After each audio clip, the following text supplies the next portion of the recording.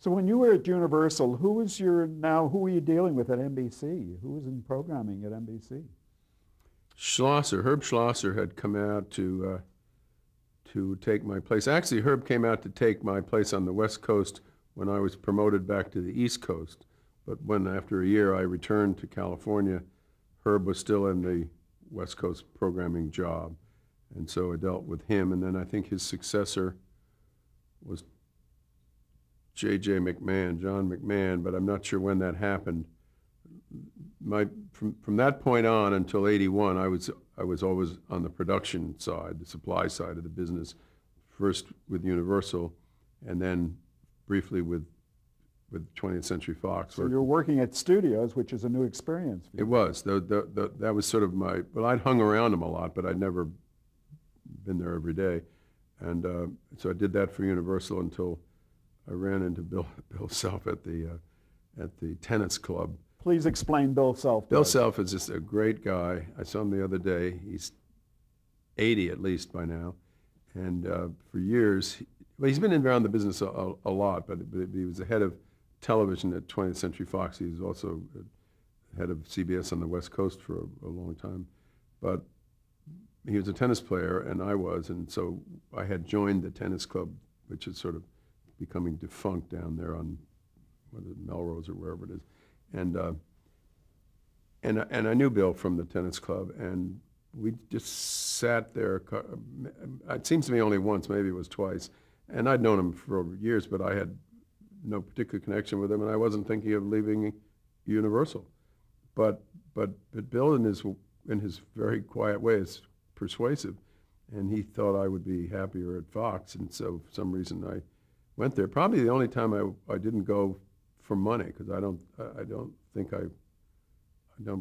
I probably got paid about the same amount of money. In any case, I went to work at Fox, and but in terms of television, you went from the Whale to almost a minnow. Well, not quite. They had shows. You're right. Universal was a great deal busier, and the prospects. And in that sense, it's very hard to explain why I did it.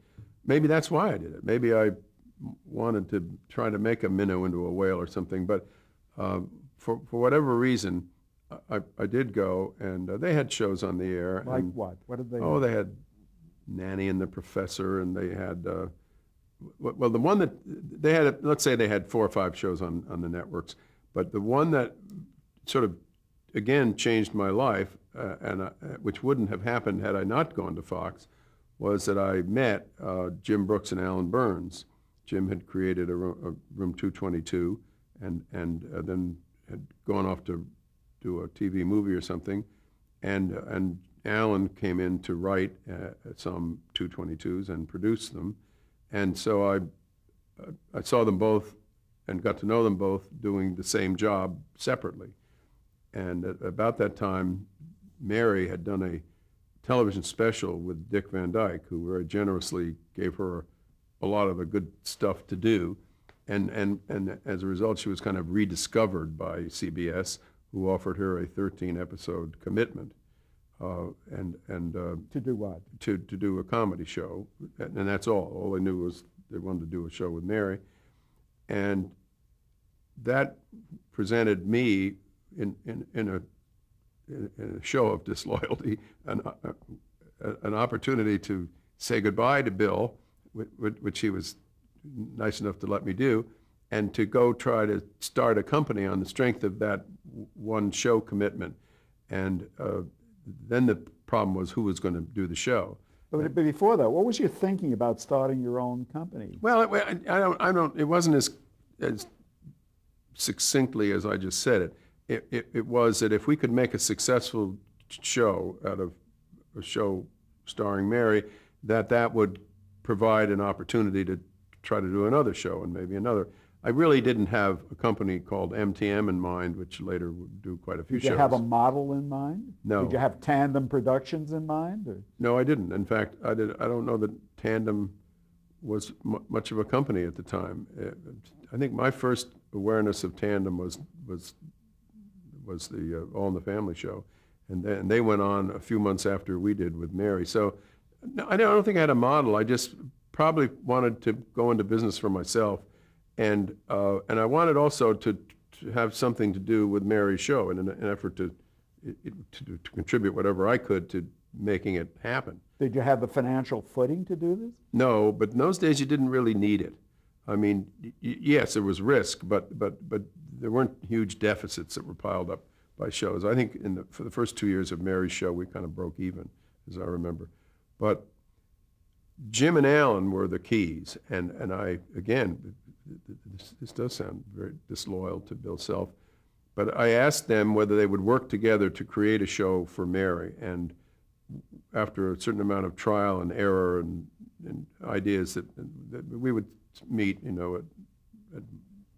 at our house at night and talk about different things, and finally they came up with the idea that we went with, which was the one that became the show, Mary Richards at WJM, a television station in Minneapolis. Not quite. That wasn't their original idea. No, I say they finally came up with that. No, they had different ideas, and as I probably Mary did, because Mary's very, very smart, and CBS had some thoughts, like they didn't want Mary Richards to be divorced, and that kind of network contribution to a show. That was a no-no at that time.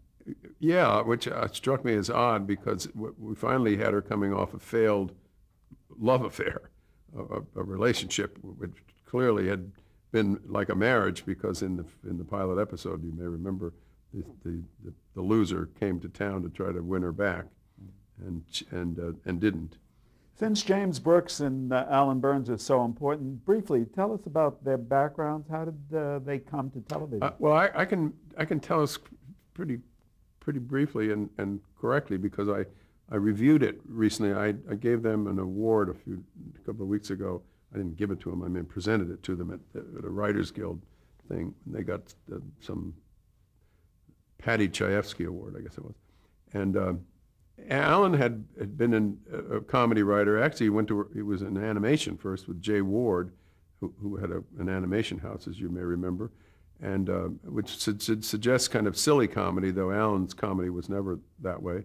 And then he had a partner named Chris Hayward, and they wrote for He and She. They created one of you asked earlier about my failures, and here was one that I don't admit to this day was much of a failure, but the whole world will tell you it was the worst television show ever made, most of whom never saw it.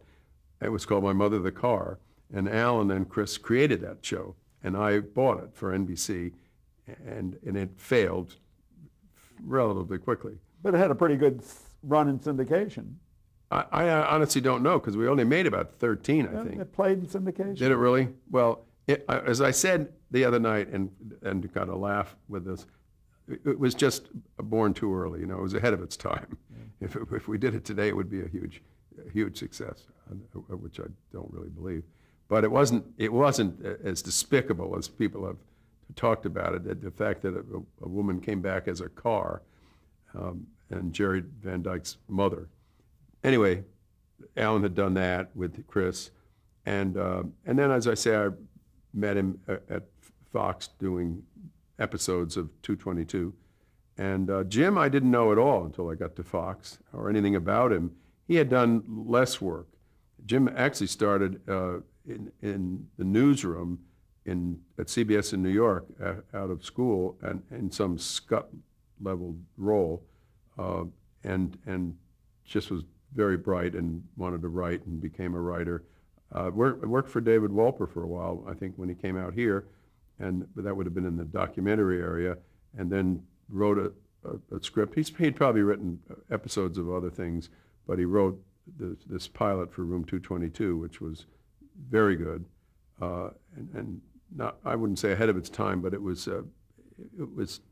topical. It was about a black high school teacher, and it won a number of awards, actually. Yeah, and it was well done, and that's what attracted me to Jim and Alan. Gene Reynolds was also involved in that as producer and director, but the work they did was very good, and which is why I didn't feel safe.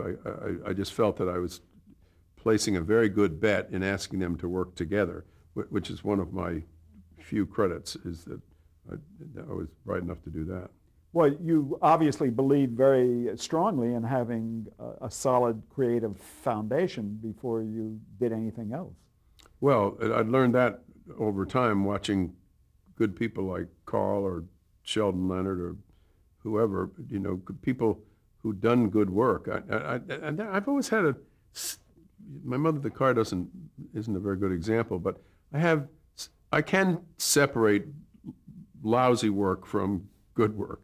And not always, but I've had a pretty good batting average, and I've been very fortunate in some of my creative associations, the people that I've been able to work with. Again, just briefly, if you would, what do they each bring to the table, Brooks and Burns? What are their strengths? Well, I think they're different today, but at the time, Jim was the wilder, more adventurous, hard, funny writer, I think, which is not to say he isn't a deep thinker, because he is. And Alan was more the producer and the stable one. And then they were quickly joined by Ed Weinberger and Stan Daniels and Bob Ellison and Earl Pomerantz and a couple of ladies who don't immediately occur to me. And they should, because they were very important. But we had ultimately about 7 or 8 creative people on that show, all of whom stayed for the full 7 years when we then voluntarily decided to close it down. And that's remarkable today. Today, I just read a couple of days ago about a young man I've met who works with Gary Goldberg and co-created Spin City, which is a current show, a guy named Bill Lawrence, who did a little writing, I think, for Saturday Night Live or one of those shows, and Gary hired him to do a little work on an ill-fated show called Champs, then co-created this show, Spin City, with him. He's done for now 2 years, and ABC just gave him over $10 million for 3 years of a show, for nothing yet so far. I mean, he'll create something. But that's what happens these days, and why television, or one of the reasons that television isn't as good as it might be, is that people understandably tend to, spend 1 year on Cheers and get a credit of supervising producer or story editor or something, and then go sell it to Disney for $5 million. And they aren't really ready to do what Alan and Jim were ready to do at that time. Now, you had Mary as a star, and that was a big head start, but you needed to cast the rest of the show. Which Alan and Jim largely did. Jay Sandrich was quickly there. He's one of the premier television comedy directors whom I had known as far back as the Dick Van Dyke Show, and he was my idea. That's another thing I can take credit for. So he became part of the team, and therefore part of the casting process. And the rest of it was Jim and Alan's. I did suggest they read Ed Asner, and he wound up.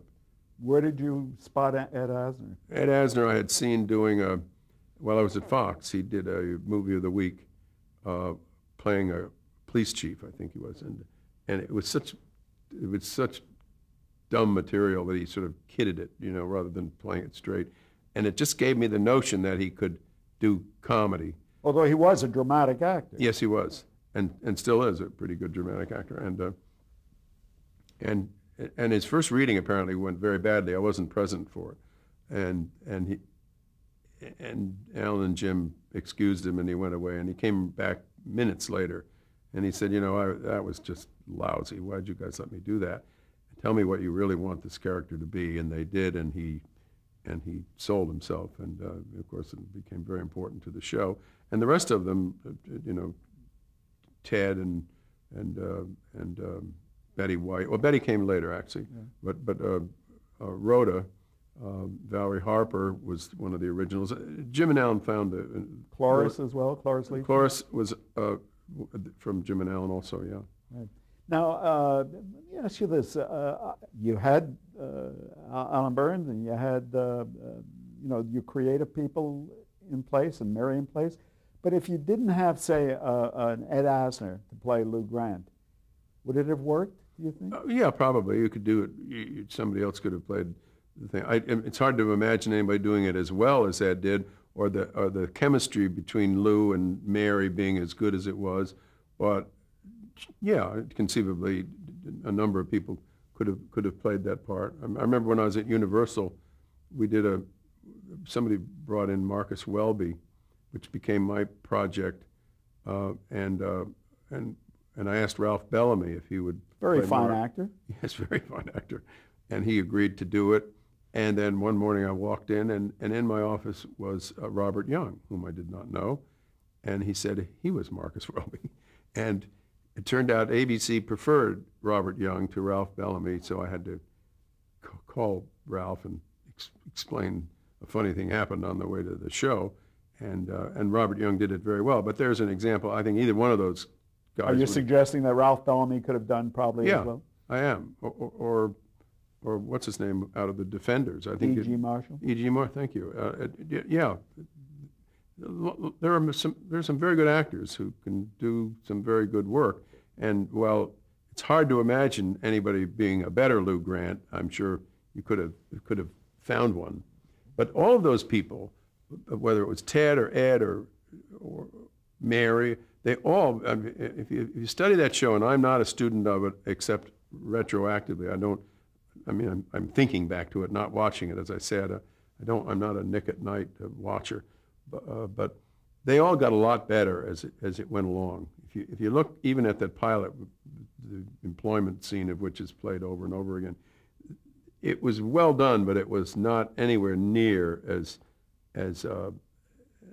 good as they got at those parts. I mean, that's why one of the reasons that show was so good. The writing was great and the direction was great, but those people were truly real and loved, even when they were idiotic, like Ted. Did you know right away this was going to be a hit, or were you in doubt? Well, I knew it was a damn good show.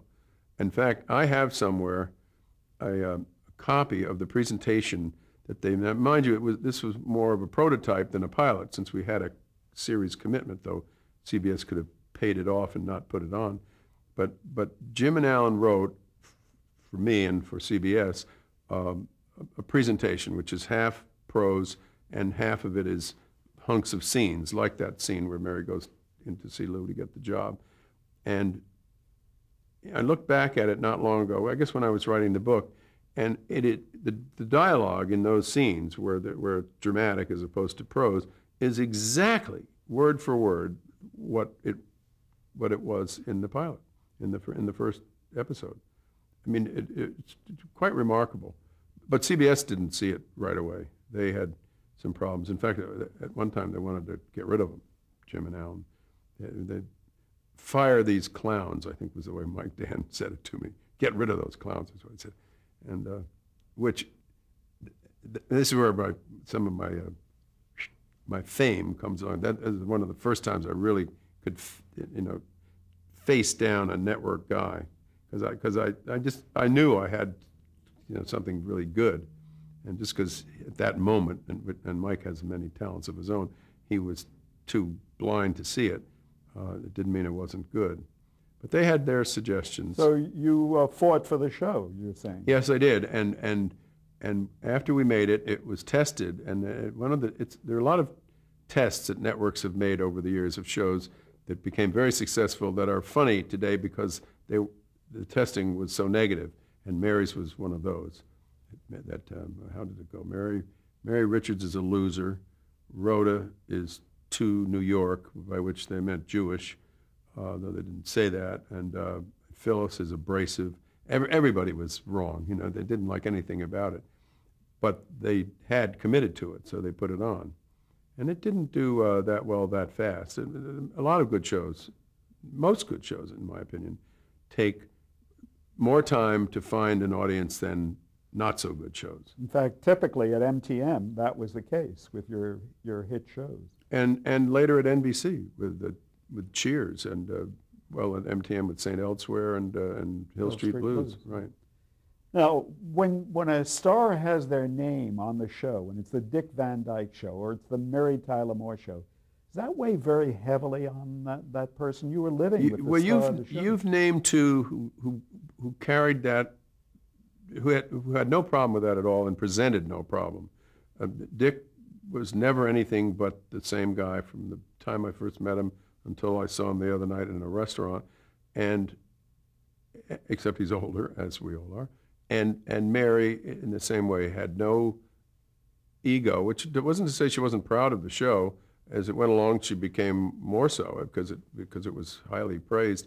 But it was truly a family, and she was just the center of the family. But it was a very happy set. Not a dysfunctional family? Ed Asner and Cloris Leachman on the same set? Well, they would have some fun, I think. I wasn't hanging around the set all the time. I would, go to certain run-throughs and rehearsals and see the show shot.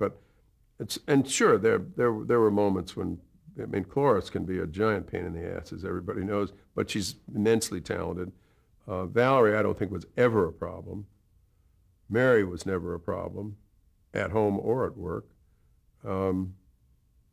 Ted might have been, this isn't really very nice because Ted is gone, but I think there was a time, maybe in the third year or so, when Ted felt he had more to offer than they were using, and indeed he did, and proved it. He became a very important part of that show, I think. Yes. He's not mentioned as often, but I think that idiocy that he brought to it was, a very important ingredient. So that show was obviously the springboard for the company that you formed. Yes, we didn't do our next show until the third season of Mary, and that was the Newhart show. And that was all. We also sold that to CBS, and it was not a tough sale. We were now recognized as people who at least knew how to make one show, and so I guess somebody thought we might be able to make two. And Bob was Bob was not an unimportant beginning to make a show. Was Mike Dan still the person that you were selling? No, Fred was in the job then. So Fred Silverman had replaced him. Yeah. Please quickly just discuss Mike Dan before we leave him. Feisty. Well, let me go back just to one, before we talk about Mike Dan, I shouldn't leave out Bob Wood, who was the president of CBS and took a huge chance, history tells us, when he canceled things like Beverly Hillbillies and Petticoat Junction, and a lot of shows that appealed to many, many people, but the demographics of which, that is the nature of the audience, wasn't as saleable as some others might be. So in effect, he brought CBS out of the country and into the city with these more sophisticated shows, and in doing so, really stuck his neck out, because if these other shows, Norman's All in the Family being maybe the best example, had failed, Bob Wood would have been doing something else. And he canceled these shows when they were still doing very well. I'm sure Marty Ransohoff, who produced those two, would probably, or one of them anyway, would tell you that. But he just wanted to change the nature, not an overnight and not all 7 nights, but the general nature of the CBS schedule, which was kind of broader, bucolic comedy, and it worked, but it wasn't as saleable. The sales guys weren't able to get the same dollar for those shows that they got for shows like Mary's or Norman's. Well, now that you mentioned demographics, there was a fellow that you worked with at NBC named Paul Klein. That's right. Who had sort of a different take on what caused people to watch television. He invented the lowest common denominator theory. I didn't really work very closely with Paul, who was in research when I was there. Later, after I left, he had a variety of program jobs, one of which was, I guess he became head of programs for a while. Very funny, sardonic guy, very bright guy. Some would say cynical. Very cynical, yeah. Wasn't it least objectionable program? LOP, that's right, lowest common denominator. That people would watch? Program. But, and they tell a story about him that when Fred Silverman got back to NBC for the 3 years that he was there after ABC, Paul Klein had made the pronouncement that no matter what you put on a network, it could never get, I think it was less than a 9 share. That was sort of part of his least objectionable theory, that the people watch the test pattern or whatever. And it would still get a 9 share. Yeah, exactly. And Fred, in an effort to do something uptown, put on something called Live from 8H, which was musical, which is a symphony, whatever it was. And it got a 7 share. And so one of your colleagues, I think from Variety or someplace, went to Paul Klein and said, how could this happen? Nothing can get less than a 9 share. And Paul said that show was so bad that invalids were throwing themselves out of their wheelchairs and their beds and crawling on their hands to the set to turn it off. He was really, cynic doesn't do him justice. In fact, that was his theory, that there was enough people who were captive audience to give you at least a 9 or a 10 share. Absolutely. Yeah. And in many ways he was right. This is far too large a subject, but that's what's changed about television. All we had to do in those days were really 3 networks, and there were not enough good creative people to supply the prime time for those 3 networks. Now with all these new players on the field, the level of creative people is even lower, and so television isn't benefiting and it isn't getting better. There's certain good things that are happening in that if you're interested in golf, you have a channel all to yourself. But in terms of shows that we used to do, there aren't very many that beyond Seinfeld and a few others that are original and funny or I think there's some very good dramatic shows. I think some of the 10 o'clock dramatic shows are very well done. But in those days, when you had the Mary Tyler Moore Show, there wasn't even a competition from independent stations. That wasn't much of a factor. No, that's exactly right. Networks were king. Until 1979, networks had over 90% of the audience. And it was very hard to fail. In fact, I remember selling a show to Bob Wood, a really good show that Ed Weinberger did with John Ritter and Harold Gould. And John was really unknown at the time. He had done a couple of guest things on Mary. And it was a wonderful show called Bachelor at Law, about a sort of a shyster lawyer named Harold Gould played, and John was fresh out of law school and dewy-eyed and idealistic and pure, right? And it was funny. It was just Jay Sandwich. And I took it to New York myself, and I sold it to Bob Wood. And I mean, because you could not sell it. It was just so great. And he took me to lunch at 21 to celebrate this sale. And I flew back to New York, and I was just thrilled because I'd forget whether it would be our 3rd or 4th show on the air. And I knew it was in great creative hands, and that, I was very excited about it. And Bob was on the phone first thing in the morning, and he said,